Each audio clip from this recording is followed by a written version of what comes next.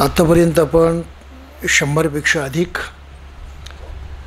वेळा भेटलेलो आहोत आणि आता ही आपली या कामासाठी भेटण्याची 105वी वेळ आहे.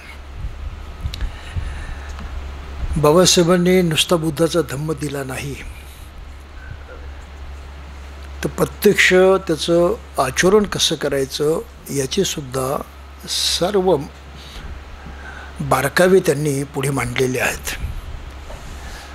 आश्चर्य या गोष्टीचं आहे की हे बारकावे कोणी लक्षात न घेतल्यामुळं आजही आपल्याला भारतातला बौद्ध समाज आचरणशील झाल्याचं दिसत नाही. बौद्ध म्हणून त्याचं अस्तित्व स्वतंत्रपणे प्रगट झालेलं नाही आणि बौद्ध समाज म्हणून त्याचं वेगळेपण, त्याची वेगळी जडणघडण ही सुद्धा निर्माण झालेली नाही. हे आपलं मागासलेपण आहे.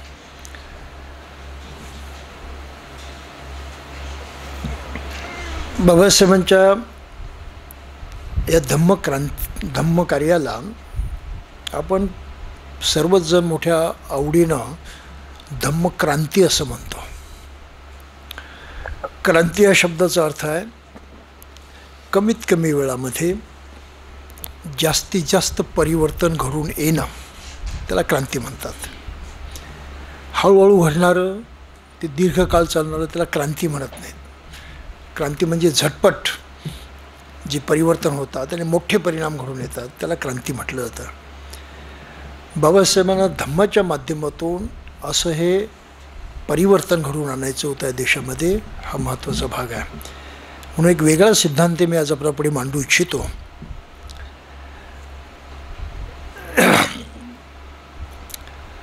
जिथे माणुसकीच समाप्त झालेली होती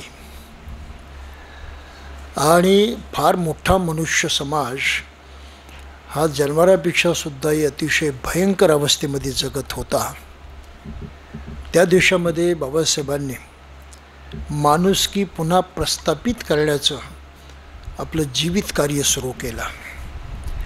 आणि ही माणुसकी प्रस्थापित व्हायची असेल तर ज्यांना ती नाकारली गेली आहे त्यांच्यापासून सुरुवात करणं ही तेव्हाची परिस्थिती होती. स्वतः ते त्या परिस्थितीचे बळी ठरलेले होते आणि म्हणून त्यांच्या कामाची सुरुवात ह्या अस्पृश्य वर्गांना पुन्हा मनुष्य म्हणून प्रतिष्ठा मिळावी, त्यांचं जीवन इतर माणसांच्या सारखंच घडावं अशा प्रकारचा त्यांनी प्रयत्न केला. त्या प्रयत्नामधला जो अंतिम भाग आपण आज अनुभवतो, ज्याचे लाभ आपण घेतो आहोत, ते संविधान आहे. संविधानाच्या माध्यमातून ही पद्धती, परिवर्तनाची पद्धती त्यांनी अंमलात आणली. अस्पृश्यता पाळली जाते होती, ते कायद्यानं गुन्हा ठरवला. ह्या अस्पृश्य समाजाला आपलं मनुष्य म्हणून जीवन जगण्याचे मार्ग बंद केलेले होते. उदाहरणार्थ शिकण्याचा मार्ग त्यांचा बंद होता, स्वतः कष्ट करून जगण्याचा मार्ग त्यांचा बंद होता, त्यासाठी इतर मनुष्य माणसाशी संबंध ठेवून त्यांच्याबरोबर वावरण्याचा मार्ग त्याला बंद होता. इतकंच नाही तर आपल्या कष्टातून त्याही परिस्थितीमधून त्यानं काही चांगलं मिळवलं तर त्याचाही उपभोग त्याला घेऊ द्यायचा नाही, त्याला सजा करायची, त्याला दुःख द्यायचं, अशा प्रकारची मानसिकता या देशामध्ये होते, ज्याला आपण अस्पृश्यता असं म्हणतो. आणि हे हक्क संविधानाच्या माध्यमातून इथल्या माणसाला मिळाले.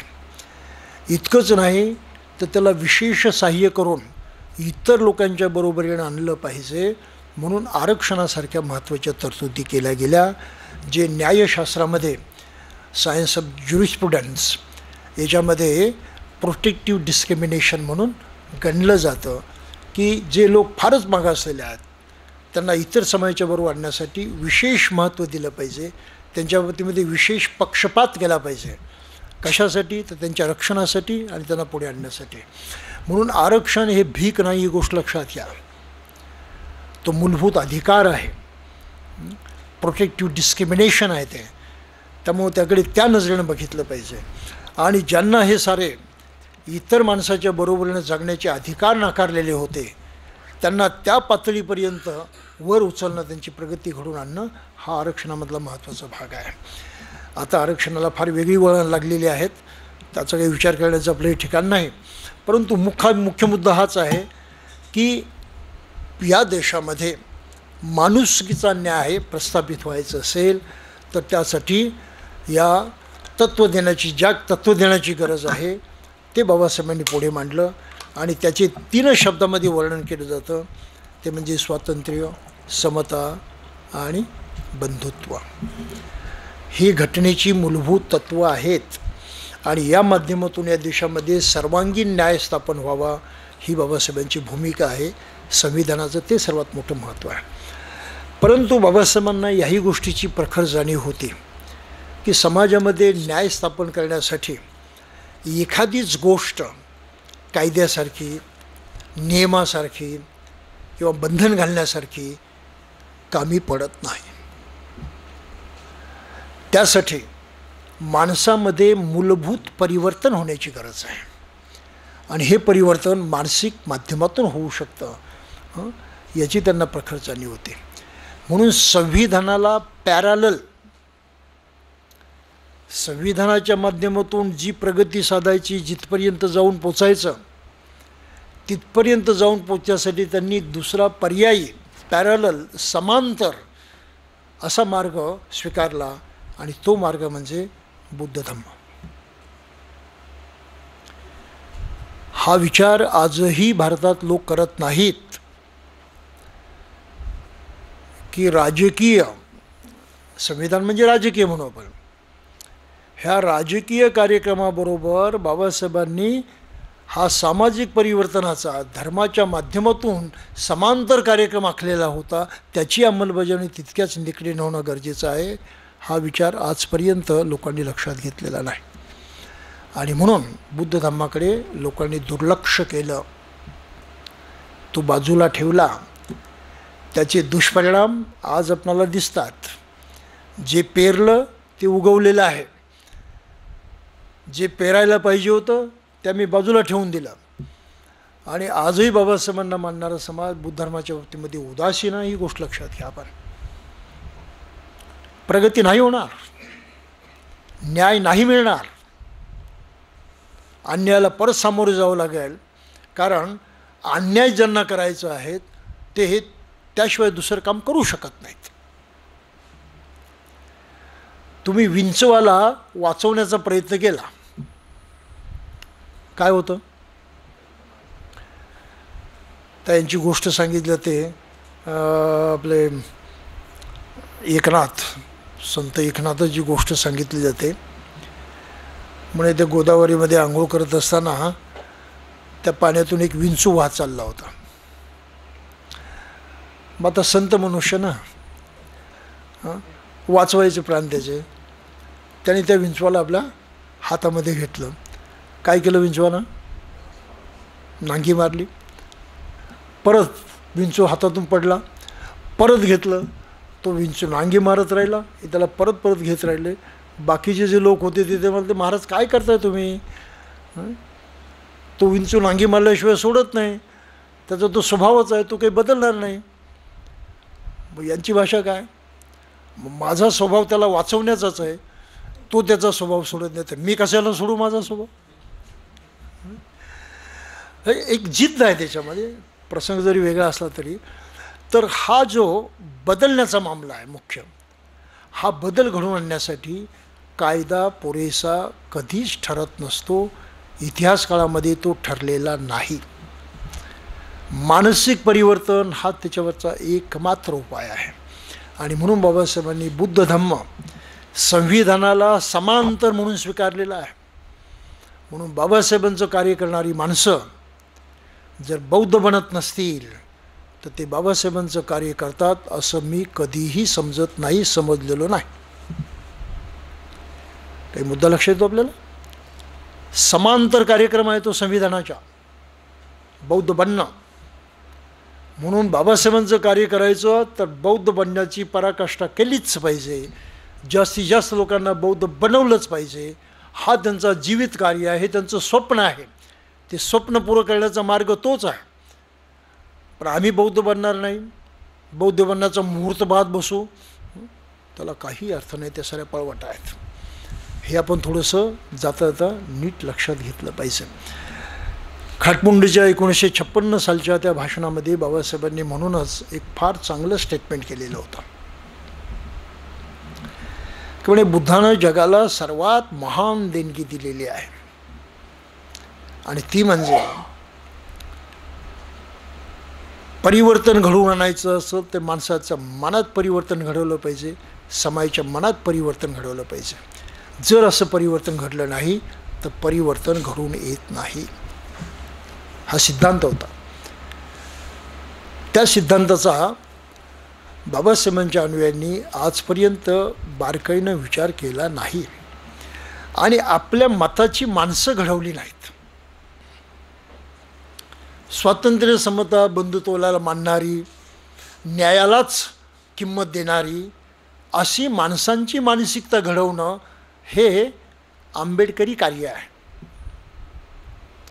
हे बाबासाहेबांचं जीवित कार्य आहे आणि तशी मानसिकता घडवण्यासाठी बुद्ध धर्माचा वापर करणं आणि भारतामधल्या जास्तीत जास्त लोकांना बौद्ध बनवणं हे त्यांचं जीवित कार्य होतं, त्यांचं ध्येय होतं.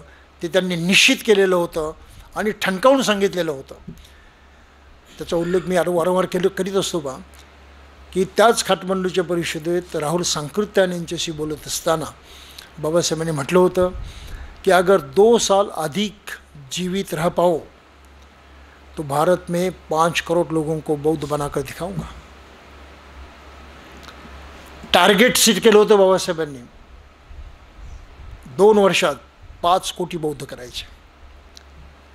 5 कोटी लोक आपल्या मताचे करायचे, स्वातंत्र्य, समता, बंधुत्वाला मानणाऱ्या मताचे करायचे. आणि या मताची एवढी माणसं असतील तर त्याचा सरळ सरळ संबंध राजकारणाशी येतो. तुमच्या पाठीमध्ये तेवढे मतदार उभे राहतात, हे सामर्थ्य उभं राहतं. बाबासाहेबांच्या पक्षामध्ये या पद्धतीचं राजकारण केलं गेलं नाही, ही सत्यता आपण लक्षात घेतली पाहिजे. सारे चुकीच्या मार्गाने गेलेले आहेत. जाती टिकवण्याच्या मार्गाने गेले, जाती कायम ठेवण्याच्या मार्गाने केले. जाती तोडो ही भाषा केली, पण मुळात कार्य केलं जाती जोडोचं. आणि मागासवर्गीयांनी एकत्रित येऊन सत्ता मिळवावी अशा प्रकारचा फार चुकीचा दृष्टिकोन बाबासाहेबांच्या अनुयायांनी स्वीकारला. हे थोडंसं जाता जाता आपण लक्षात ठेवलं पाहिजे.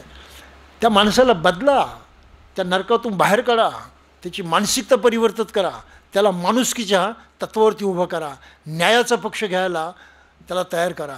आणि मग तो न्यायाच्या पक्षानं उभा राहिला तर जिथे जिथे त्याचं अस्तित्व असेल तिथे तो न्यायासाठी संघर्ष करेल. म्हणून बाबासाहेबांची धम्म क्रांती हा शब्दप्रयोग जो आहे, ती क्रांती अशा पद्धतीनं होऊ शकत होते. धर्म वेगळा आणि राजकारण वेगळं असं करून बाबासाहेबांच्या अनुयायांनी पहिली चूक केलेली आहे की धम्म वेगळा आणि राजकारण वेगळा आणि स्वतःची जबाबदारी टाळून ते नुसत्याच एका गोष्ट धरून बसलेल्या आहेत. ह्या चुका दुरुस्त करण्याची गरज आहे. जर त्या दुरुस्त झाल्या नाही तर धम्मक्रांतीला काही अर्थ राहणार नाही. ही गोष्ट पण लक्षात घेतली पाहिजे. ह्या देशाला भवितव्य राहणार नाही. आणि आज त्या धोक्यामध्ये हा समाज आलेला आहे.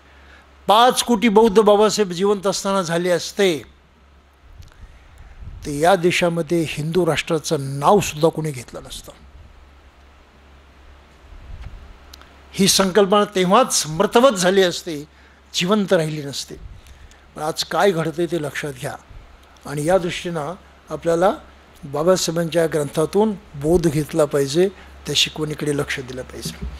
आता हे असं का घडतं तर त्याचं कारण ह्या पुढच्या संस्कारामध्ये बाबासाहेबांनी नोंदलेला आहे.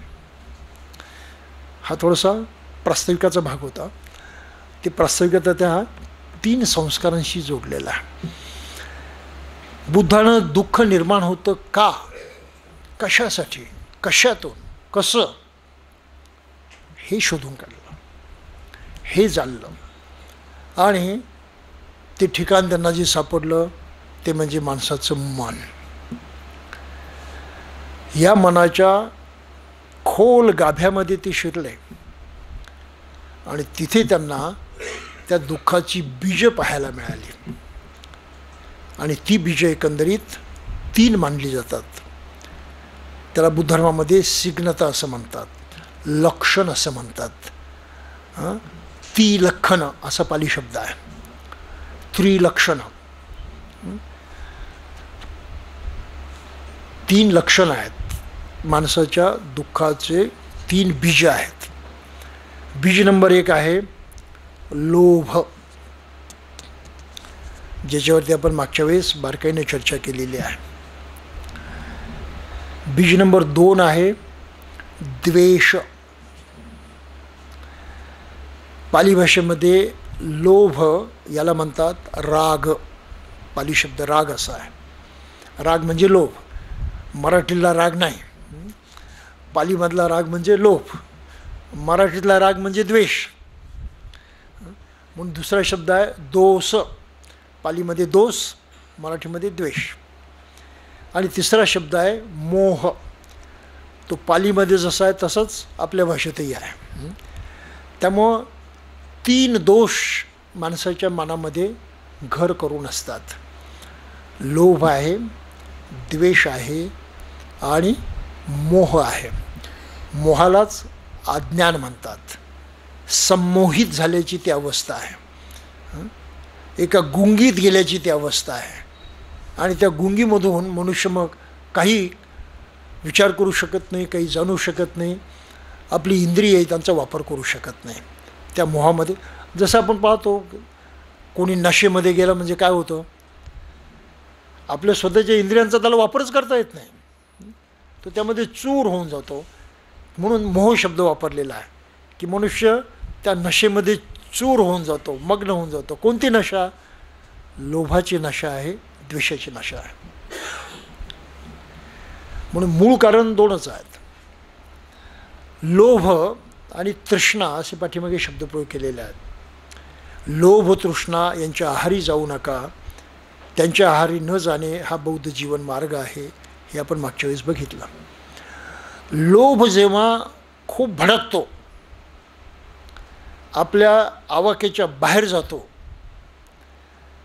आपल्याला दुसरा कुठलाही विचार करण्याची, काही करण्याची संधी मिळत नाही, अशी अवस्था होते. म्हणजे मनुष्य पेटून जातो म्हणतो आपण. तेव्हा तो लोभ तृष्णा बनलेला असतो. पालीमध्ये त्याला तन्हा असं म्हटलेलं आहे. जसं आपल्याला तहान लागली, जाणीव व्हायला लागते ना तहान लागल्यापासून. आपण पाणी नाही प्यालो, काय होतं? तहानेची तीव्रता वाढत जाते. खूप वेळ नाही पेलो, अस्वस्थ होऊन जातो. सर्व आपलं लक्ष जे आहे इतर गोष्टींमधलं उडून जातं आणि कधी एकदाचं पाणी मिळतं त्याकडे लक्ष लागतं. हा जर वेळ जास्त ताणला गेला तर मनुष्य पाण्याशिवाय डोक्यामध्ये दुसरा विचारच ठेवत नाही आणि ते मिळवण्यासाठी वाटेल ती धडपड केल्याशिवाय राहत नाही. बाकीचं जीवनातलं कुठलंही श्रेष्ठ तत्त्वज्ञान, कुठलंही अंग, कुठलीही गोष्ट त्याला लक्षातसुद्धा येत नाही, विचारता येत नाही. जणू काही सर्व तो विसरून गेलेला आहे अशी स्थिती होते. हे लक्षात आलं? ती तीव्रता जेव्हा भयंकर होते तेव्हा ती तृष्णा होते. आणि तृष्णेच्या आहारी जेव्हा मनुष्य जातो तेव्हा त्याला आपण म्हणतो वासनेच्या आहारी गेला. काही फरक लक्षात आला? नॅचरल इच्छा ठीक आहे, पण नॅचरलपेक्षा अति झाली की मग सारं काम बिघडलं. त्यामधून माणसाचं आचरण सारं बिघडतं आणि दुःखच दुःख निर्माण होतं, कष्टच कष्ट निर्माण होतात, वेदनाच वेदना निर्माण होतात. काही लक्षात येतं? मनाची प्रसन्नता नष्ट होऊन जाते, मनाचं समाधान नष्ट होऊन जातं. परंतु जेव्हा तहान लागली, थोडं पाणी आपण प्यालो, काय होतं? ती गरज भागते, नैसर्गिकदृष्ट्या ती गरज भागली, आपण पुन्हा आपल्या सर्व कार्यावरती लक्ष देण्यास मोकळे झालो. बरोबर आहे? परंतु तहान दडपतच राहिलो तर मग बाकीचं सारं सुटतं, काही हातात राहत नाही आणि फक्त तहान भागवण्यासाठी आपण प्रयत्न करतो. हा थोडासा फरक लक्षात घ्यायचा. म्हणून बुद्धाची भूमिका काय? याही मार्गाला जाऊ नका टोकाला, त्याही टोकाला जाऊ नका, तुम्हाला मध्यम मार्गाचा अवलंब केला पाहिजे. काही लक्षात येतं आपलं? मध्यमा पटिपद्दा असं बुद्धाच्या धम्माचं वर्णन केलं जातं. म्हणून भिक्षूंना पहिलं प्रवचन करताना ही गोष्ट सांगितली जी धम्मचक्र प्रवर्तन सूत्रामध्ये आपल्याला पाहायला मिळते. द्वे मे भिक्कवे अंता, हे भिक्षुओ दोन अंत आहेत, टोकाच्या गोष्टी आहेत. द्वे मे भिक्कवे अंता, दोन टोकाच्या गोष्टी आहे. एक आहे काम सुखालुकानुयोगो, किंवा त्या भावनेमध्ये, त्या मानसिकतेमध्ये डुंबून जाणं, पूर्णपणे त्याच्यामध्ये डुंबून जाणं, हा एक मार्ग आहे. आणि दुसरा त्यापासून ताटातूट करणं, पूर्णपणे अलिप्त राहणं. मग मनुष्य खा प्या मजा करा, बाकी जीवनात काहीच नाही, ते डुंबून जाणं आहे. त्याच्यामध्ये बुडल्यासारखं आहे. ते नाही ना, काहीच करायचं नाही, साऱ्यापासून तोडायचं स्वतःला. हे तोडणं म्हणजे तपश्चर्या म्हणतो आपण, तेही एक टोक आहे. ह्या कुठल्याही टोकानं तुम्ही सत्यापर्यंत सुखापर्यंत पोचू शकत नाही. ही बुद्धाची अतिशय महत्त्वाची भूमिका आहे. म्हणून देवे भिक्कवे अंता पबजिते न सेवितब्य, प्रबजित माणसानं ते स्वीकारता कामा नये. तर लोभ हा एक भाग आहे, आणि लोभाला मर्यादा नाही, हे आपणा सर्वांचा अनुभव आहे. लोभ पूर्ण नाही झाला तर द्वेष निर्माण होतो. आपल्याला हवं ते नाही मिळालं तर माणसाच्या मनात द्वेष निर्माण होतो, आणि तो द्वेषमय अनेक विकृत अशा प्रकारची रूपं धारण करतो. आपल्याजवळ नाही ते दुसऱ्याजवळ आहे म्हटलं की त्या माणसाबद्दल आपल्याला असूया वाटायला लागते, त्याच्याबद्दल एक प्रकारचा दुरावा वाटायला लागतो, द्वेष वाटायला लागतो, नावड पैदा होते. हे काही लक्षात आपल्याला? हा जीवनातला नेहमीचा अनुभव आहे. आता कारण काय आहे का त्याला? तुम्ही वेगळे आहात, तो वेगळा आहे, काय संबंध आहे एकमेकाचा? तसं काहीच नाही. पण तरीसुद्धा केवळ पाहण्यातून आपल्या मनामध्ये ही भावना निर्माण होते. मनात भावना आपल्या निर्माण झाली, दुःख कोणाला होणार? आपल्याला होणार. कोणी निर्माण केलं? लोक म्हणतात दुःख आल्यानं. आहे का त्याला काही अर्थ? हे असं मेकॅनिझम आहे, दुःख तर तूच निर्माण केलंस आणि बोट दुसऱ्याकडे दाखवतो, हे अज्ञान आहे. अशा अज्ञानामध्ये फसलेली माणसं कधीही सुखानं जगू शकत नाहीत. म्हणून सर्व धर्मांचं कर्मकांड हे असं तुच्छ कर्मकांड आहे, टाकाऊ कर्मकांड आहे. बुद्धानं कर्मकांडाचा निषेध केलेला आहे. बुद्धाची पूजा करणं मूर्तीची कर्मकांड आहे, त्याचाही निषेध बुद्धानं केलेला आहे. म्हणून मगाशी आपण एक गाथा म्हटली मेडिटेशन संपल्यानंतर, इमाय धम्मानुधम्म प्रतिपत्तीया बुद्धं पूजे मे. बुद्धाची पूजाच लोकांना करायची आहे. कशी करायची? अगरबत्ती, मेणबत्ती, मूर्ती कशाची गरज नाही. बुद्धानं सांगितलेली शिकवण आपण ज्या प्रमाणात अंमलात आणतो त्या प्रमाणात आपल्या हातून बुद्धाची पूजा होऊन जाते. इतकं सोपं आहे. धम्माची पूजा ह्या बाह्य गोष्टींची गरज नाही आपल्याला. जितक्या प्रमाणामध्ये पण धम्म शिकवणी प्रत्यक्ष कृतीमध्ये उतरवतो तितक्या प्रमाणात आपल्या हातून पूजा होऊन जाते. मानसिक पूजा आहे, आणि त्या मानसिक पूजेचं अतिशय सुंदर वर्णन आपणाला आचार्य शांतीदेव यांच्या बोधिचर्यावतार या संस्कृत ग्रंथामध्ये पाहायला मिळतं. तो महायानाचा ग्रंथ आहे. त्याची तत्वप्रणाली थोडीशी वेगळ्या पद्धतीची आहे, पण मूळ बुद्ध सिद्धांत जे आहे ते त्या कवीनं इतक्या काही प्रगल्भ भाषेमध्ये मांडलेले आहेत. विलक्षण, फार चांगला ग्रंथ आहे. पण त्यांनी जे जे काही वर्णन केलं आहे ते प्रत्यक्षात करत बसायचं नाही, वस्तू गोळा करून ती नाही. त्यांनी सर्व मानसिक पूजा सांगितलेली आहे, सर्व मानसिक पूजा. त्याची 7 विशिष्ट अंग प्रतिपादन केलेली आहेत. ती मानसिक पातळीवरती करायची असते. हा तो वेगळा भाग आहे, आता तो आपला विषय नाही. परंतु बुद्ध धर्म कर्मकांडाच्या विरोधात आहे. कर्मकांड माणसाला अधू बनवतं. कर्मकांड माणसाला बौद्धिकदृष्ट्या अधू बनवतं. मानसिक शक्तीचं खच्चीकरण होतं त्याचं. आणि जे जसं जाणायचं, जसं समजायचं ते समजण्यामध्ये आडकाठी निर्माण होते, आणि त्याच्या मनातल्या कल्पना प्रोजेक्ट होऊन त्या बाह्य गोष्टीशी जोडल्या जाऊन तो त्या कल्पनेमध्ये वावरायला लागतो. म्हणून मूर्तिपूजा ही मानवी जीवनातली सर्वात डेंजरस गोष्ट आहे. आणि मूर्तिपूजा देवाचीच केली जाते. म्हणून बाबासाहेबांनी आपल्या ग्रंथामध्ये सरळ शब्दामध्ये म्हटलेलं आहे की ईश्वराला मानणं ही सर्वात धोकादायक गोष्ट आहे. धोकादायक शब्द वापरला आहे बाबासाहेबांनी. ईश्वराला मानणं सर्वात धोकादायक आहे. कारण हा धोका ज्याला झाला तो मनुष्य म्हणून पुढे उभाच राहू शकत नाही. त्याचा निकाल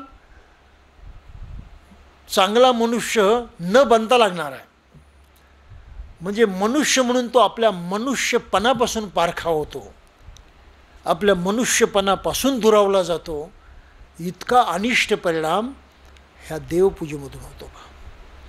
आणि म्हणून बाबासाहेबांनी त्याला धोकादायक गोष्ट म्हटलेली आहे. नुसतं भयंकर असं नाही. या अनुवादामध्ये चूक झालेली आहे. या ग्रंथामध्ये अनुवाद त्यांनी केला भयंकर गोष्ट आहे. भयंकर असे शब्द नाही, डेंजरस बाबासाहेबांनी शब्दप्रयोग केलेला आहे. डेंजरस म्हणजे भयंकर असा होत नाही. भय निर्माण करणारी भयंकर आणि धोका निर्माण करणारी धोकादायक. बाबासाहेबांनी धोकादायक अशा प्रकारचा शब्दप्रयोग केलेला आहे. तर लोभ आणि द्वेष ह्या दोन माणसाच्या प्रवृत्ती आहेत आणि या दोन्ही प्रवृत्ती नकारात्मक आहेत. जेव्हा मर्यादा तुटते तेव्हा ते अतिशय नकारात्मक होतात. मर्यादा पाळून दक्षतेने जेव्हा मनुष्य वागतो तेव्हा त्या सकारात्मक होतात. म्हणजे त्या मूळतः नकारात्मक नाहीत, परंतु नकारात्मक होण्याची ताकद ह्या दोन प्रवृत्तीमध्ये सर्वात जास्त आहे, लोभामध्ये, द्वेषामध्ये. म्हणून लोभाला आवर घालणं माणसाला कठीण होऊन बसतं. लोभाला आवर घालणं फार कठीण होऊन बसतं आणि आपल्याला जे प्राप्त झालं आहे ते सोडणं मोठं मुश्किल होऊन बसतं. हा जन्मास आल्यापासूनचा माणसाचा स्वभाव असतो. त्या बाळाच्या मुठी कशा असतात पहा ना जन्मास आल्यावरती. लहान बाळाचे हात कसे असतात, मुठी वळलेले असतात आणि जरा बोटं उघडण्याचा प्रयत्न करा, घट्ट धरेल. ही माणसाची प्रवृत्ती आहे. अगदी लहानपणापासून लागलेली ती सवय आहे. त्यामुळे माणसाला वाटतं नॅचरल आहे. कुठलं नॅचरल आहे, प्रॉब्लेम तिथे सुरू झाला ना.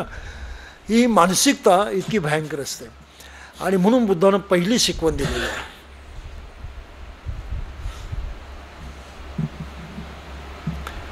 लोभ आणि द्वेष यांची पकड ढिली करा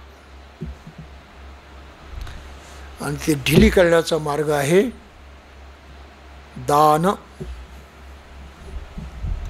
काही लक्षात येतं? दानाला बुद्ध धर्मामध्ये पराकोटीचं महत्त्व आहे. ते यासाठी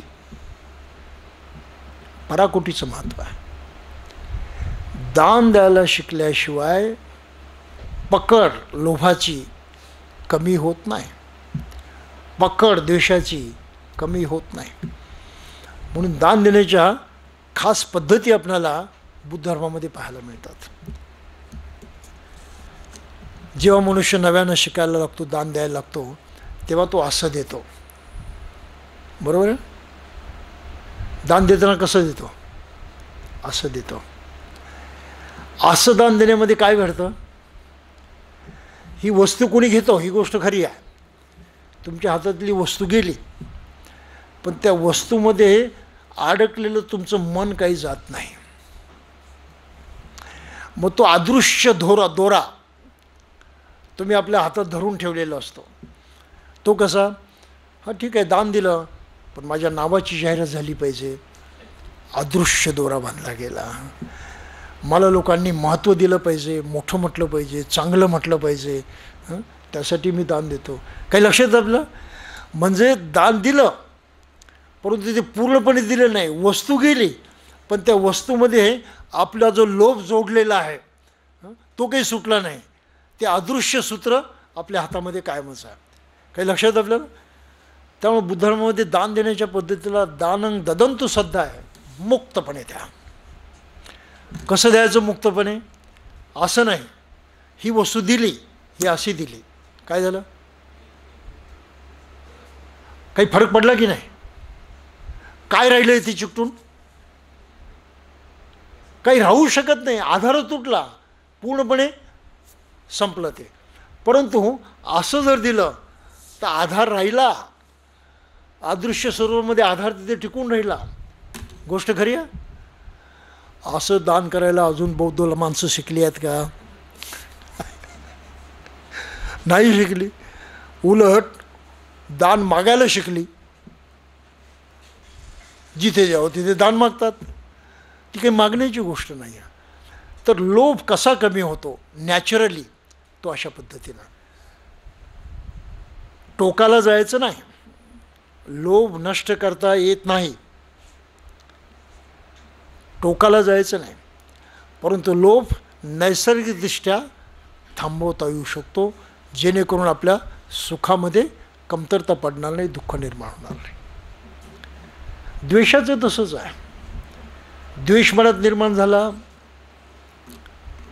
तर तो काढून टाकणं मुश्किल होऊन बसतं. पण त्याची तीव्रता मात्र तुम्हाला इतकी कमी करता येते, इतकी कमी करता येते की असून नसल्यासारखं होऊन जातं. आणि त्याचं एक उदाहरण आपण पाठीमागे बघितलेलं होतं.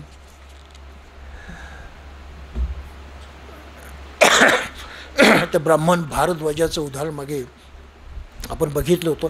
त्याचा संदर्भ इथे येतो की भारद्वाज ब्राह्मण बुद्धाची निंदा करत होता, त्यांच्याबद्दल अभद्र बोलत होता आणि बुद्ध काही त्याकडे लक्ष देत नव्हते. त्यानं सरळ त्यांना जाबच विचारला की मी एवढं काही तुझी निंदा करतो आहे, तू काही बोलतच काही. मग बुद्धाने त्याला जे उत्तर दिलं ते फार मजेशीर होतं. आणि त्यांची ती पद्धत होती, साऱ्या पालिथिपिटरमध्ये ते स्टँडर्ड पद्धती आहे ती, की बुद्धाला कोणी प्रश्न विचारला की त्याला प्रतिप्रश्न विचारायचे. अगोदर त्याचं ऐकून घ्यायचे आणि मग त्याची लेव्हल काय आहे ती लक्षात घेऊन त्याला उत्तर द्यायचे. त्याने विचारलं की अगोदर मी तुला प्रश्न विचारतो, माझ्या प्रश्नाची उत्तरं दे.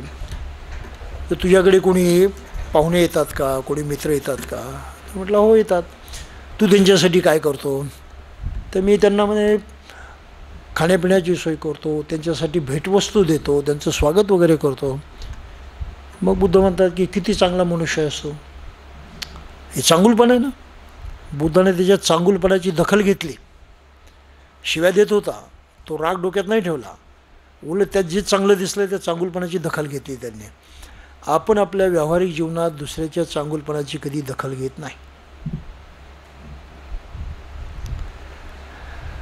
आपल्या विरोधी माणसाच्या जवळ काही चांगलं आहे याचा विचारही आपल्या मनाला कधी शिवत नाही. आपल्या दृष्टीने तो 100% वाईट. गोष्ट खरी आहे ना. बुद्धाचे उदाहरण कसं लक्षात घ्यावं की वाईट मनुष्य आहे, शिव्या देतोय, निंदा करतोय, पण त्याच्यामध्ये जे चांगलं दिसलं त्या चांगुलपणाची लागलीच त्यांनी दखल घेतली आणि काय म्हटलं किती चांगला मनुष्य असतो. त्यामुळं त्याचा पारा काही कमी झाला असेल की नाही, होतो कमी पारा. आणि मग म्हटलं की समजा तू ज्याला काही दिलंस, भेटवस्तू दिली, त्यानं ती घेतली नाही तर काय होतं? हा सांगून मोकळा झाला, ती माझ्याजवळच राहते. मग बुद्ध त्याला म्हणतात मग तसंच तर मी केलं. तू मला काही देत होता, मी काही घेतलेलं नाही.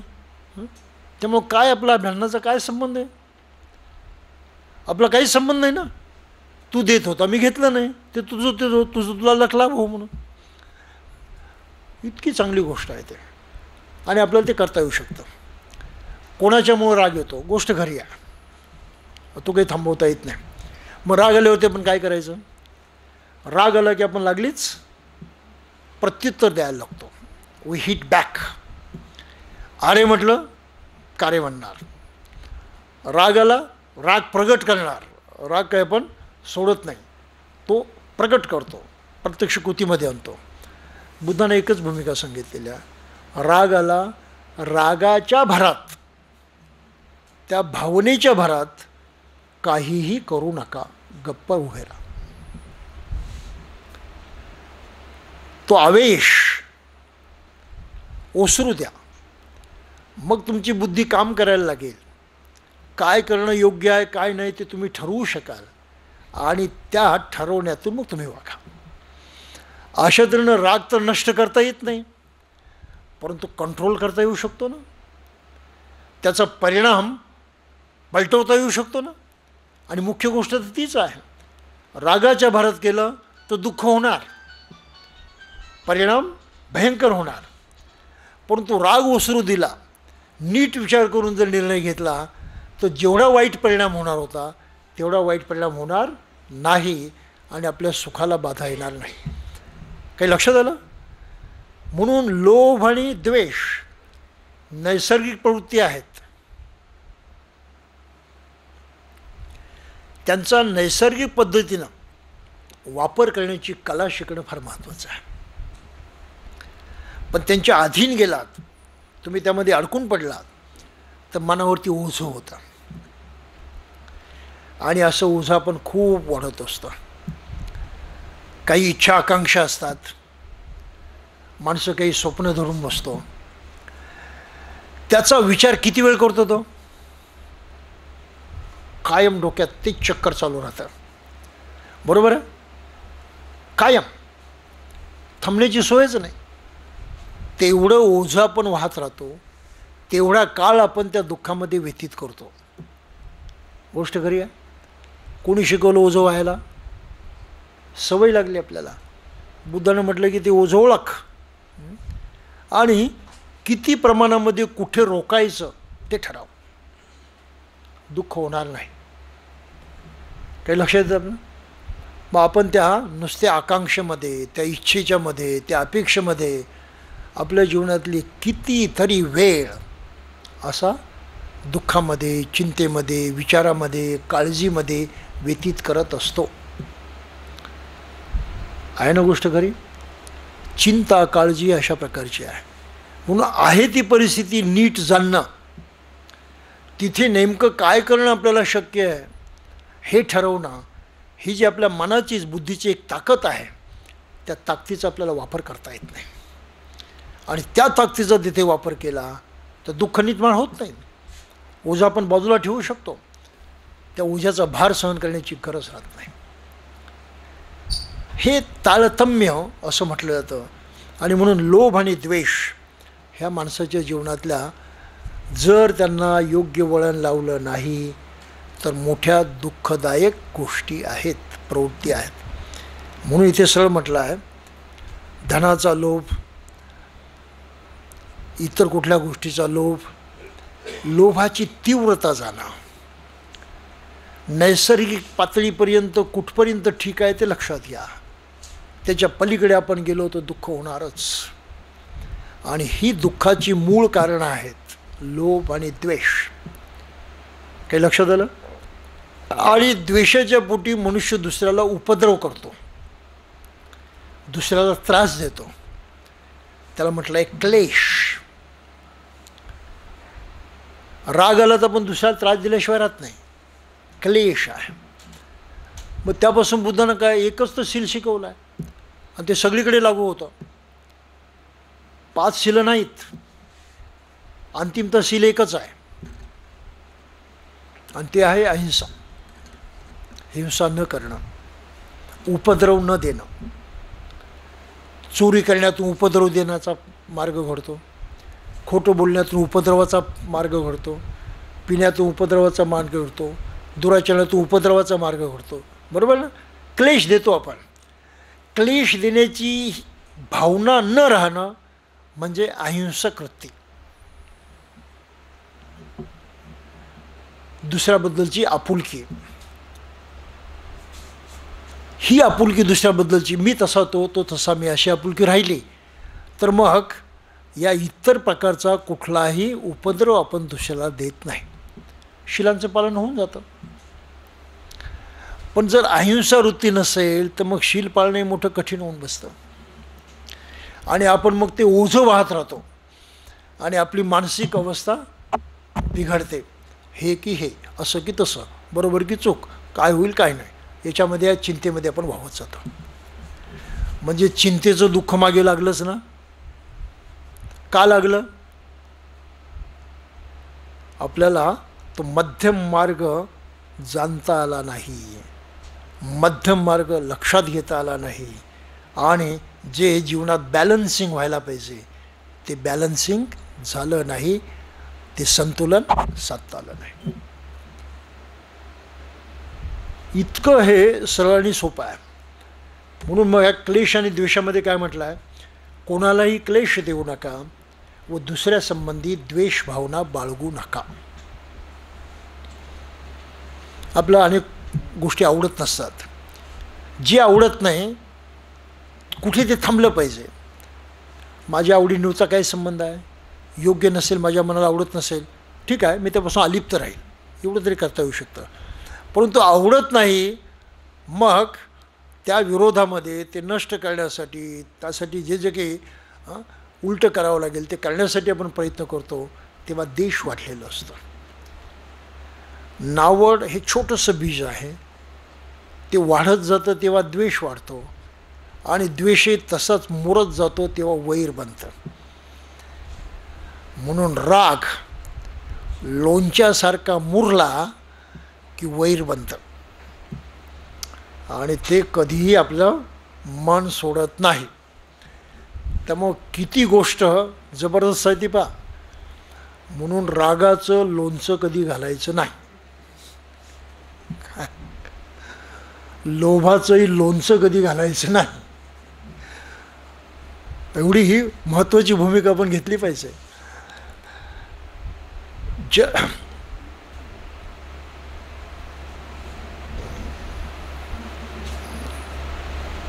म्हणून बुद्ध धर्मामध्ये फार महत्त्वाच्या गोष्टी सांगितल्या आहेत. स्वतः हिंसा करू नका, हिंसा करणाऱ्या दुसऱ्या लोकांना सहाय्यही करू नका.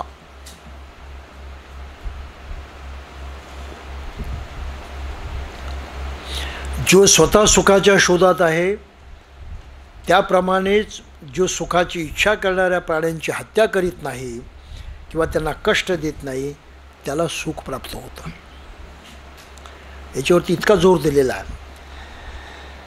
विभग्न झालेल्या घंटेप्रमाणे जो क्रोध जिंकल्यामुळं मूक आहे, त्याला निब्बाण प्रत लाभलेलेच आहे.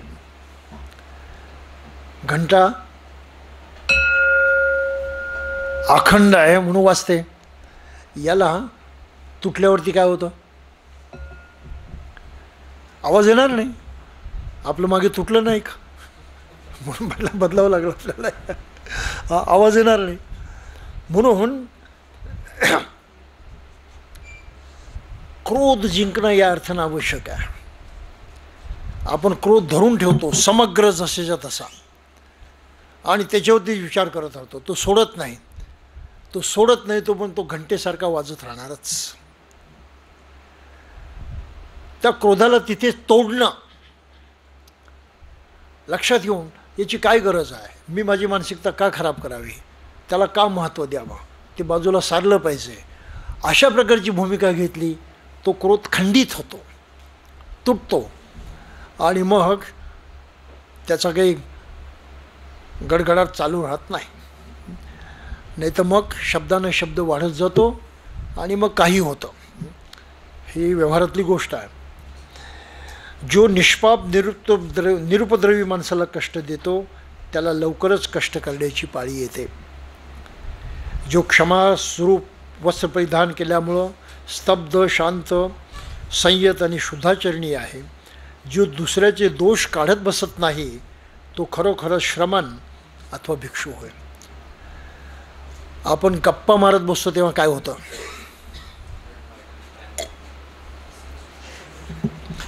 कोणाचा तरी विषय येतो आणि मग आपण त्याचा पंचनामा करायला लागतो. व्यवहारातली गोष्ट, काय पडले त्याच्यापासून, काही गरज आहे का? आपला वेळ वाया जातो, गरज तर काहीच नाही, आणि तरी आपण दुसऱ्याचा पंचनामा करतो. आहे ना गंमत? वाईट आहे, ओळखलं, लक्षात घेतलं, बाजूला ठेवलं. म्हणून निंदा चाळी करायची नाही. एकाचं ऐकलं दुसरा सांगायचं नाही, त्याचं मन कलुषित करायचं नाही. ह्या नैतिक गोष्टी आहेत. पण त्या नैतिक गोष्टीच्या पाठीमागे कारण हे आहे की आपलं दुःख जास्त होतं. ज्याची निंदा करतो त्याला आहे का पत्ता? ज्याच्याशी वैर आपण बाळगतो त्याला आहे का काही माहिती? तो आपला सुखानं जगतो त्या क्षणामध्ये. आणि नुसते त्याच्या आठवणीनं आपल्या मनाचं झालं ना लोणचं. विनाकारण दुःख, तो तिकडे मी इकडे, कोणाचा काही संबंध नाही, पण दुःख इथे बसल्या बसल्या मला झालं. किती भयंकर गोष्ट आहे ते. अशा तऱ्हेनं लोभ आणि द्वेष माणसाच्या मनामध्ये दुःख निर्माण करतात आणि त्यापासून दूर राहण्यासाठी माणसानं प्रयत्न केला पाहिजे. जो शीलवान व प्रज्ञावान आहे, तो न्यायी आणि सत्यवादी आहे, जो आपले कर्तव्य पूर्ण करणारा आहे, अशा पुरुषावरती लोक प्रेम करतात. अशी माणसं प्रिय होतात. आता हे जितकं खरं आहे तितकं तिच्या विरुद्धही खरं आहे की जितकं चांगलं असेल तितका द्वेषही केला जातो. जितकं चांगलं असेल त्या चांगल्याचाही द्वेष केला जातो. आज बाबासाहेबांचा द्वेष करणारे किती आहेत? त्यांनी कोणाचं एवढंसं तरी वाईट केलं का? एवढंसं तरी कोणाबद्दल वाईट विचार तरी केला का? जे वाईट आहे ते स्पष्ट मांडलं पुढे, पण त्या वाईट करणाऱ्यांना त्यांनी दोष दिलेला नाही. मग एवढंसं नुकसान ज्यानं केलेलं नाही त्या माणसाबद्दल एवढ्या प्रमाणामध्ये लोक द्वेष करू शकतात, हे कसं काय? एकच कारण, ही माणसं त्या लोभाचे आणि वैराचे बळी झालेले आहेत, त्याचे गुलाम झालेले आहेत. हा द्वेष त्या गुलामांचा आक्रोश आहे, त्यांची बडबड आहे, म्हणून त्याला फार महत्त्व देता येत नाही. आणि त्यानं द्वेष केला म्हणून त्याला अक्कल शिकवा म्हणून आपण त्याच्यावरती दंडा घेऊन उठायचं, हेही तितकंच चुकीचं आहे. गोष्ट खरी आहे. आणि माणसं ती प्रवृत्ती, अरे बाबासाहेबांचा अपमान झाला, मग चला आपणही उचला दगड आणि मारा. चुकलं ना तिथे, ते ज्या मार्गाने गेले त्याच मार्गाने तुम्ही गेला. काही लक्षात आपल्याला? तर मग संयत राहणं एक अवघड आहे, संयम पाळणं हे अवघड आहे, आपल्याला रोखणं हे अवघड आहे. आणि ते आपल्या रोखण्यामधूनच कुठेतरी आपल्याला मध्यम मार्ग अनुसरता येतो. तिसरा मुद्दा जो मोहाचा आहे, पण त्याच्या अगोदर आणखी एक दोन मुद्दे आहेत, थोडेसे फक्त वाचून बघू आपण. की क्रोध आणि वैराबद्दल धम्मपद वगैरे याच्यामध्ये जे काही गाथा दिल्या आहेत त्याच बाबासाहेबांनी इथे लिहिल्या आहेत आणि साऱ्या अतिशय मननीय आहेत. मनात क्रोध भावना ठेवू नका. राग धरून ठेवायचाच नाही. सर्वात पहिली गोष्ट टाकून द्यायची म्हणजे राग टाकून द्यायचा. झाला अपमान, टाकून द्यायचा. अवघड आहे ते, परंतु सवयीनं जमू शकतं. राग येणं थांबवता येत नाही, तो येतोच, परंतु रागाच्या भरामध्ये वागणं मात्र थांबवता येतं. हा मध्यम मार्ग आहे.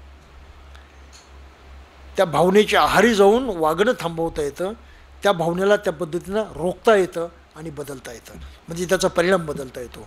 हा मध्यम मार्ग आहे. म्हणून मनात क्रोध भावना ठेवू नका. वैरभाव विसरा. आपल्या शत्रूलाही प्रेमानं जिंका. हा बौद्ध जीवन मार्ग आहे. आपल्या शत्रूलाही प्रेमानं जिंका हा बौद्ध मार्ग आहे. बौद्ध लोकांचे थोडंसं व्यावहारिक बोलू आपण. बौद्ध लोक हिंदूंना शत्रू मानतात, बरोबर आहे? मग त्यांच्याशी वागतात कसे?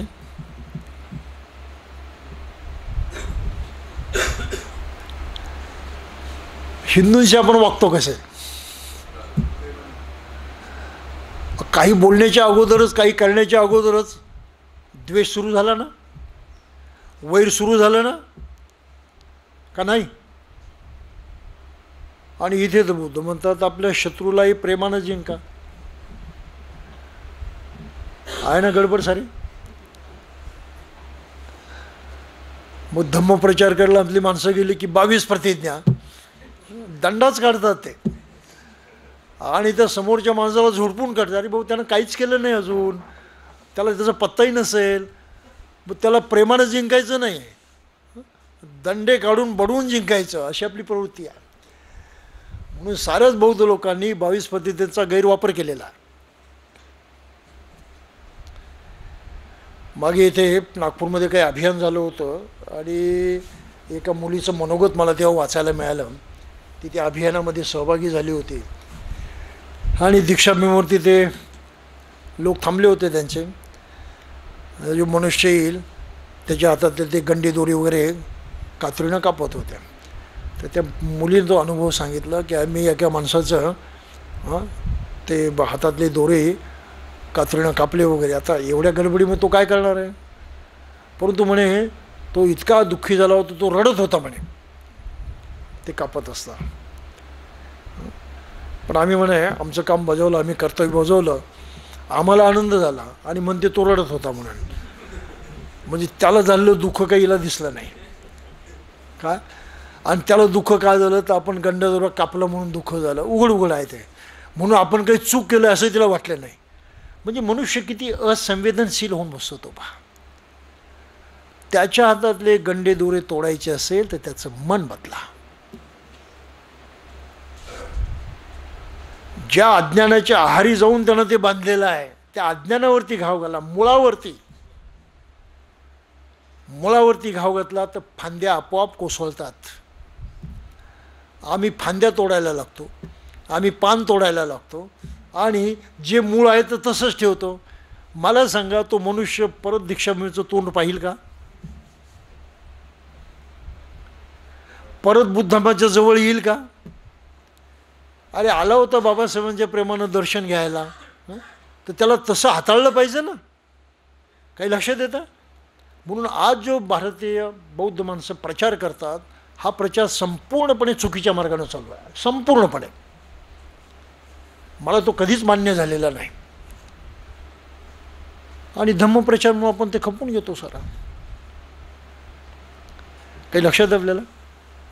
तर ही वैर आणि क्रोधाची भावना त्याच्या आहारी जाऊन आपण जगतो. तो मला अपशब्द बोलला, त्याने मला वाईट रीतीने वागवले, त्याने माझ्यावर कुरघोडी केली, मला लुबाडले, असे विचार ज्याच्या मनात वावरत असतात त्याचा क्रोध कधीही शमत नसतो, कधी. आणि हे विचार आपल्या सतत डोक्यामध्ये असतात. कोण कसं वागलं, कोणी काय केलं ते धरून ठेवतो आपण. त्याचं एक उदाहरण मागे मी आपल्याला सांगितलं होतं. ते सेमिनारीमध्ये बोलत असताना घडलेली गोष्ट होती ती क्षमा याचना हा शब्दप्रयोग होता बा. की सर्व धर्मामध्ये क्षमा याचना आहे, बुद्ध धर्मामध्ये सुद्धा क्षमा याचना आहे. त्या विषयावरती ह्या सेमिनरी हिल्सवरती जी ख्रिश्चन लोकांची सेमिनरी तिथे एकदा भाषण द्यायला गेलो होतो. सर्व धर्माचे लोक त्याच्यामध्ये होते आणि प्रत्येक धर्माचे लोक सांगत होते की आमच्या धर्मामध्ये क्षमायाचनेला किती महत्त्व आहे. आणि गोष्ट खरी आहे सर्व धर्मामध्ये महत्त्व, बुद्ध धर्मातही आहे. पण मी विचार केला की बुद्ध धर्मामधलं असं सरळ सरळ क्षमायाचनेचं महत्त्व सांगण्यापेक्षा त्याचं मर्म सांगितलं जास्त महत्त्वाचं. म्हणून माझ्या भाषणाची सुरुवात करताना मी म्हटलं की बुद्ध धर्मात क्षमायाचनाच नाही म्हणून.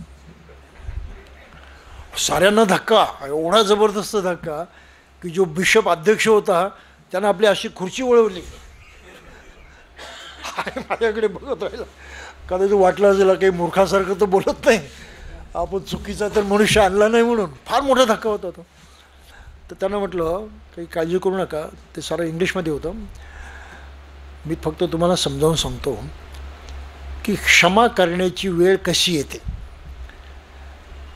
कोणी क्षमा मागावी, आपण क्षमा करावी अशी वेळ कशी येते, ती घटना कशी घडते.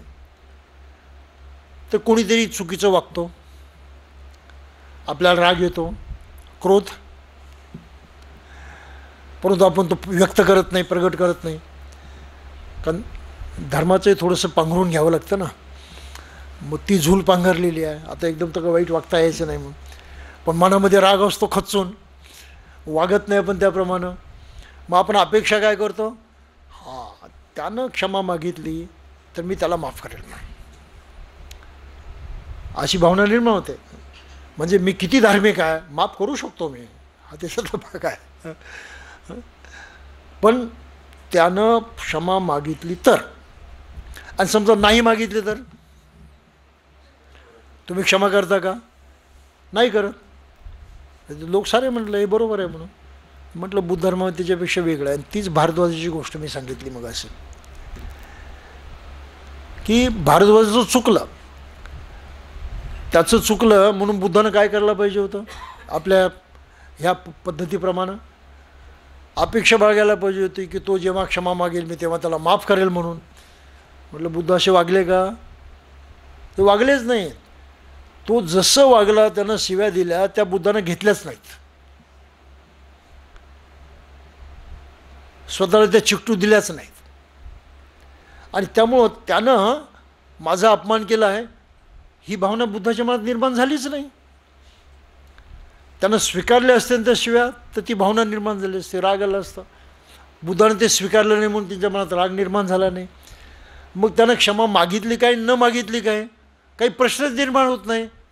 मी त्याच्या बाबतीमध्ये पूर्णपणे क्षमाशीलच आहे, मोकळाच आहे, देण्याचा प्रश्नच नाही तो. तर क्षमा करण्याची गोष्ट नाही, क्षमाशील होण्याची गोष्ट आहे. आणि बुद्ध धर्मामध्ये खंती परमं तपो असं म्हटलेलं आहे. ते या अर्थानं क्षमाशील बना. याचा अर्थ कोणी अपराध जरी केला तरी त्यानं माफी मागावी अपेक्षा बाळगू नका, आणि मग माफी मागण्याची उपकार त्याच्यावरती करण्याची दृष्टी बाळगू नका. तो वाईट वागला तिथे सोडून द्या, त्याच्याबद्दल दुसरी भावना बाळगण्याचं कारण नाही. क्षमाशील व्हा. खंती परमं तपो असं बुद्धानं म्हटलं. हे असं शांतिशील राहणं हे परम तपता. आणि दुसरीकडे क्षमा मागण्याचा प्रश्न निर्माण होतो. काही लक्षात आलं? आणि मग त्यांना मग ख्रिस्ताचं उदाहरण दिलं. म्हटलं ख्रिस्तही बुद्धासारखाच वागला म्हणून मी ख्रिस्ताला फार मानतो, बुद्धासारखा मानतो म्हटलं. मग ती भूमिका सांगितली होती. आणि ते लोक इतके भावूक होऊन गेले. ते अनेक त्यांचे फादर जे प्रशिक्षणार्थी तिथे असतात, कित्येक जण बाहेर येऊन अक्षरशः पाया पडले, इतके भावूक झाले होते ते. त्या साऱ्या सभेचा नूर पालटून गेला पूर्णपणे. त्याला मी एवढं वाटलं की ख्रिस्तालाही सुळावरती चढवलं. त्यांचे शिष्य ख्रिस्ताशी बोलत होते. शिष्याने सुचवलं ख्रिस्ताला की आपण या लोकांना माफ करा, त्यांनी काय केलं त्यांना कळत नाही वगैरे म्हणून. त्यांचं म्हणणं बरोबर व्यावहारिकदृष्ट्या. मग ख्रिस्तानं ऐकून काय उद्गार काढले? म्हटलं ते उद्गार मला बुद्धाचे उद्गार वाटतात. ख्रिस्ताने मग त्यांना हे म्हटलं की बायबल वाचून तर खूप वर्ष झाली, नेमके शब्द कदाचित आठवणार नाहीत, पण ते जे स्पिरिट होतं ख्रिस्ताच्या बोलण्याचं ते असं होतं, O God forgive them for they don't know what they have done. तर बिशप लागलीच म्हणतो एक्झॅक्टली बरोबर आहे म्हणत. म्हटलं ख्रिस्तानं काय म्हटलं, स्वतः क्षमा नाही केली, स्वतः क्षमा करण्याची गरज ख्रिस्ताला वाटली नाही. आता अनुयायी म्हणतात क्षमा करा, तर ख्रिस्ताला वाटलं काय अपराध केला असेल त्यानं, ते देवाला माहीत असेल म्हणून ख्रिस्तानं देवाला विनंती केली का, ओ गॉड प्लीज फॉरगिव्ह देम, तू त्यांना माफ कर. त्यांनी काय केलं त्यांना कळत नाही. स्वतः माफ करण्याचा प्रश्नच नव्हता. काही लक्षात आपल्याला? त्यामुळं नेमका बुद्धासारखा ख्रिस्ताचा व्यवहार झालेला आहे. ते लोक फार भावूक झाले त्याच्यामधून. ही वस्तुस्थिती आहे. त्यामुळं क्षमाशील होणं ही बुद्धाची भूमिका. खंती शांती आणि क्षमा करणं या दोन गोष्टीमध्ये जमीन आसमानाचं अंतर आहे. जो क्षमा करण्याची भूमिका घेतो तो त्या अपराधाला धरून ठेवतो. जोपर्यंत क्षमा मागत नाही तोपर्यंत ते ओझं वाहतो, आणि कधीच मागितली नाही तर कायमचा त्याचा द्वेषच करतो. गोष्ट खरी आहे.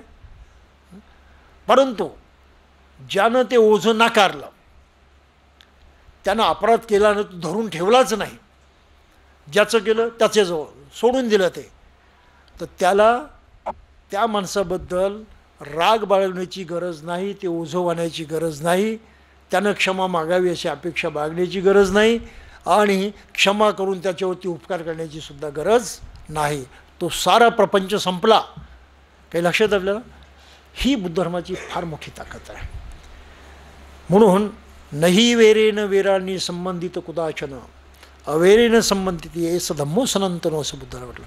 चिरंतर धम्मतत्व कोणतं आहे, चिरंतर सिद्धांत कोणता आहे धर्माचा? तो वैर केल्यानं वैर शमत नाही. अवैराची भूमिका घेतली तरच वैराचा अंत होतो. भारतात बुद्ध धर्माचा प्रचार करत असताना बौद्धांना ही भूमिका घेण्याची गरज आहे. तुम्ही हिंदू आणि बाकीच्या लोकांना त्यांच्या धर्मामधली वैगुण्य दाखवून टीका करून झोडपू शकत नाही आणि त्याला तुम्ही धम्माचा प्रचार म्हणू शकत नाही. काही लक्षात येतं आपल्याला?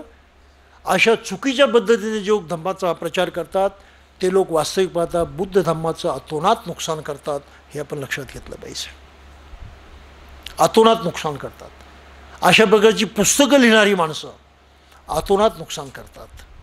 सिद्धांत सांगा, सिद्धांत समजावून सांगा. तो नकारात्मक असेल तर काही हरकत नाही, पण समजावून सांगा. परंतु त्या सिद्धांताला जेव्हा तुम्ही टीकेचं, नावं ठेवण्याचं, निंदा करण्याचं, अपमानित करण्याचं साधन बनवता तेव्हा सर्व मुसळ केरात गेलेलं असतं. बुद्ध धर्माचा प्रचार फक्त खंती परमं तपो या पद्धतीनंच होऊ शकतो आणि त्या पद्धतीनं धम्माचा प्रचार करण्याची योग्यता असणारे प्रचारक आपल्याला घडवावे लागतील. नुसतंच बोलता येतं आणि तास काही सांगता येतं त्याचा काही उपयोग नाही.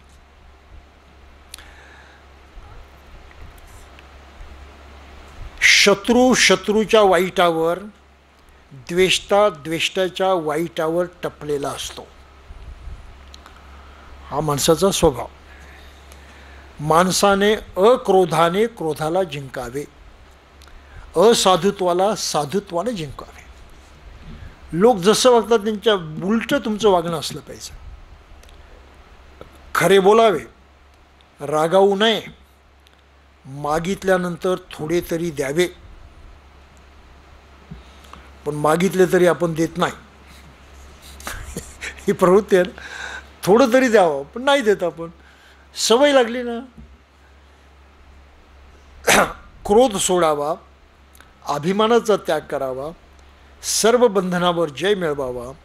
येणेप्रमाणे जो नामरूपाविषयी अनासक्त असतो असा अपरिग्रही दुःख भोगत नाही. वाढत्या क्रोधाला जो बहकलेल्या रथाप्रमाणे थांबून धरतो त्यालाच मी खरा सारथी म्हणतो. बाकीचे नुसते लगाम धरणारे आहेत. बाकीचे नुसते लगाम धरणारे आहेत. ज्यामुळं वैर वाढते, पराजित मनुष्य दुःखात मग्न होऊन बसतो. परंतु ज्यानं पराजयाच्या कल्पनेचा त्याग केला आहे असा शांत पुरुष सुखानं झोपतो. वैरानं वैर कधीही शमत नाही. अवैरानेच ते शांत होते. हा सनातन धर्म आहे. न वैरे न वैराने संबंधित कुदाचन. तर अशा प्रकारे लोभ, द्वेष हे दुःखाचे मूळ जनक आहेत, मूळ कारण आहेत. आणि आपल्यामध्ये दोष आहे, आपल्यामध्ये लोभ आहे याची काहीच जाणीव नसणं, त्याचा काही पत्ता न लागणं, ते सारं योग्यच आहे असं समजून चालणं.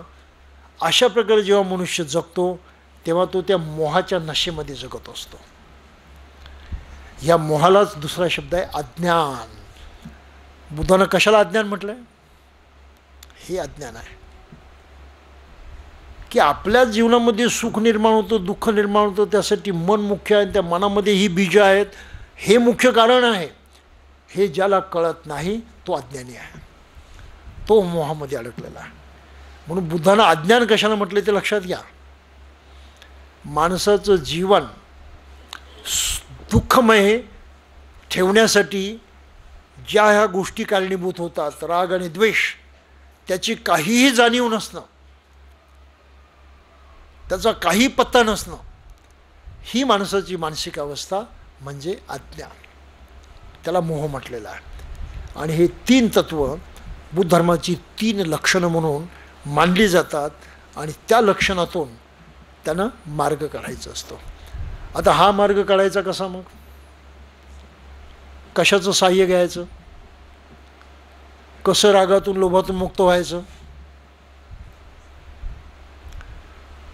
लोक लागलीच नजर दुसरीकडे लावतात, त्याच्या हातामध्ये, वरच्याच्या हातामध्ये. म्हणजे जबाबदारी झटकली, मला राग आला, मी काय करू? त्याच्यामुळं आला, त्यानं राग आणला मला. काही लक्षात येतं? मनुष्य इतका बेजबाबदार म्हणतो देवाला मारले, बेजबाबदार. आणि असा मनुष्य जीवनामध्ये काही करू शकत नाही. म्हणून ईश्वरावरती विश्वास ठेवणं किती धोकादायक आहे पहा, की तुमची मूळ शक्ती जी आहे, मनुष्यत्वाची ताकद, ती समाप्त होऊन जाते.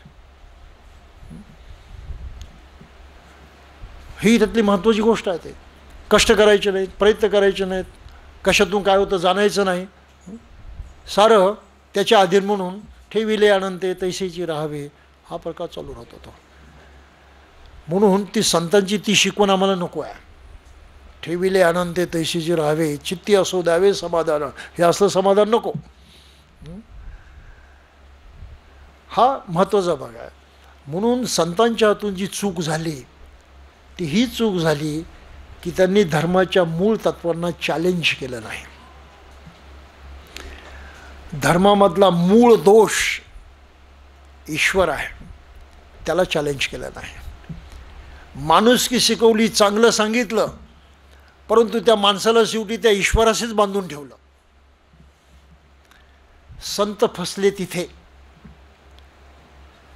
म्हणून संत बुद्ध बनू शकले नाहीत, अर्धवट राहिले, कारण ते आपलं अज्ञान नष्ट करू शकले नाहीत. काही लक्षात येतं? हे फार मोठं स्टेटमेंट आहे आणि कुठेही करून ते चालणार नाही याची मला जाणीव आहे.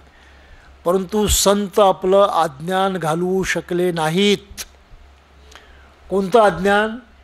सुखदुःख कशातून निर्माण होतं आणि त्याचं मूळ कारण काय आहे ते त्यांनी जाणलं नाही. ते मूळ कारण ठेवलं आणि माणसाला फक्त चांगलं वागण्याचा उपदेश केला, माणुसकीचा.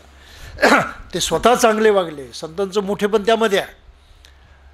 त्यांनी चांगुलपणाची पराकाष्ठा केली, परंतु अज्ञान त्यांचं न तुटल्यामुळं मामला बिघडला. म्हणून बाबासाहेबांनी संतांच्याकडे लक्ष दिलं नाही. त्यांनी फक्त कबीराचा विचार केला, कबीराला गुरु मानलं, पण कबीराचा राम वगैरे काही स्वीकारला नाही. ही आणखी गंमत आहे. कबीराच्या रामाला त्यांनी काही किंमत दिली नाही. माझ्या एक मित्रानं त्याच्यावरती संशोधन केलं, फार वर्ष झाले त्याला. त्यानं त्या आपल्या संशोधनात सिद्ध केलं होतं की कबीरानं रामासकट हिंदुत्वाची मूळ तत्त्व नाकारलेली होती.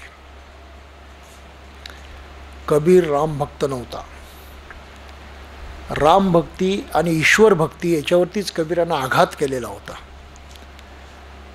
त्याच्यावरती परत चांगलं संशोधन होण्याची खरं म्हणजे गरज आहे. म्हणून कदाचित बाबासाहेबांनी कबीराला आपलं गुरु मानलं असेल, कारण कबीर ईश्वराच्या विरोधात होता. ईश्वर ह्या साऱ्या गोष्टींचं मूळ कारण आहे अशी कबीराची धारणा होती.